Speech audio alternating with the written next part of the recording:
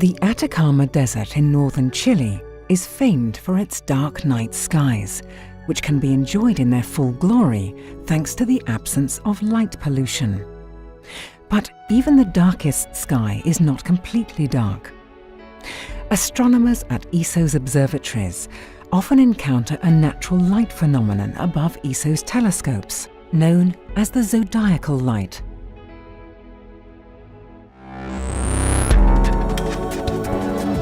This is the ESOcast, cutting-edge science and life behind the scenes of ESO, the European Southern Observatory, exploring the ultimate frontier with our host Dr. J, aka Dr. Joe Liske. Hello and welcome to another episode of the ESOcast. Now, ESO's observatories are such incredibly dark sites that normally the only thing that illuminates them on a moonless night is the faint light from the billions of stars in the Milky Way. But there are a number of other interesting phenomena that can be observed in the skies above the telescopes. These include, for example, the faint veil of airglow and the occasional appearance of red sprites above the odd distant thunderstorm. And then, every night, especially in the hours just after dusk or before dawn, this faint fuzzy column of light appears in the sky, just above the horizon, extending upwards.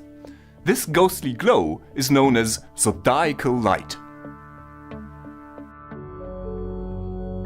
Shortly after sunset, just as stars begin to appear in the sky, the first hints of zodiacal light also become visible. As darkness sweeps over the desert, this light becomes more prominent and can be seen as a bright column of light reaching up from the horizon. This luminous column follows the starry background across the sky, eventually disappearing below the horizon as the Earth rotates on its axis. Even after the brightest part of the zodiacal light has dropped below the horizon, traces of it are still present, although it now resembles an extremely faint wispy bridge that brightens again in the early morning, just before daybreak. The origins of zodiacal light are to be found in the inner solar system. The Sun is surrounded by tiny grains of ice and dust that are constantly being replenished by crumbling icy comets and colliding asteroids. These grains are distributed within the same flat disk of space inhabited by the planets. When viewed from Earth, this disk appears as a narrow path across the sky, called the ecliptic, which the Sun, Moon and planets all appear to follow as they move in the sky. Now, zodiacal light is created when light coming from the Sun is scattered forwards off the particles in this disk in the direction of Earth.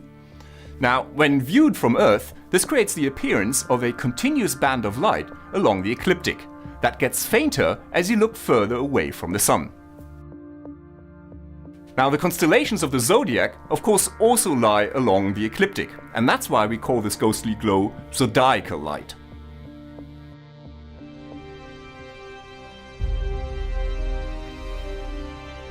Along the ecliptic, high in the sky, an oval patch of illumination can also appear, known as Gegenschein or counterglow. Named by the German explorer Alexander von Humboldt, this phenomenon is created by sunlight that is scattered backwards off interplanetary dust particles.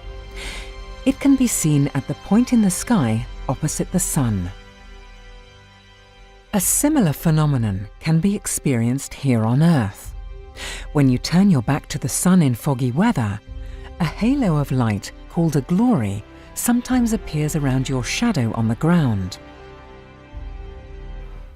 The zodiacal light phenomenon seems to have been first investigated in the late 1600s by the Italian astronomer Giovanni Cassini and the Swiss mathematician Nicolas Fatio de Duillet. Now, they were absolutely fascinated with this light in the sky. And of course, back in the 17th century, there was very little light pollution. And so for them, it was relatively easy to observe this phenomenon, even from cities.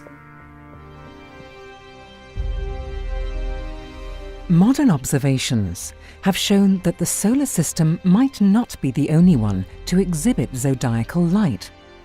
Data from the Very Large Telescope Interferometer at ESO's Paranal Observatory has revealed that numerous other planetary systems are also surrounded by interplanetary dust.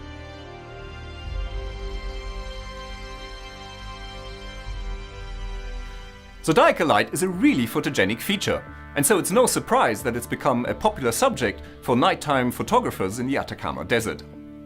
The fact that it's so prominent at ESO's observatories is a beautiful demonstration of how incredibly good the observing conditions at these sites actually are. This is Dr. J, signing off for the ESOcast. Join me again next time for another cosmic adventure.